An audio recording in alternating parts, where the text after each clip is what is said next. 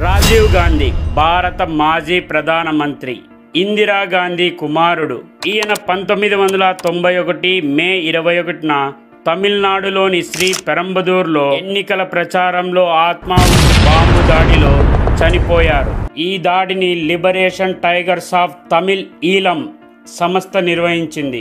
LTTE రాజీవ్ను లక్ష్యంగా చేసుకోవడానికి ప్రధాన కారణం శ్రీలంకలో తమిళ వేర్పాటువాదులకు వ్యతిరేకంగా భారత శాంతి దళాలు ఐపీకేఎఫ్ 1987, 1990లో పంపిన నిర్ణయం. దీనివల్ల ఎల్టీటీఈ నాయకత్వం రాజీవ్పై పగ పెంచుకున్నాయి. ఈ దళాలు ఎల్టీటీఈతో ఘర్షణలో పాల్గొన్నాయి. ధను అనే మహిళ ఆత్మాహుతి బాంబర్గా మారి ఈ దాడిని చేసింది.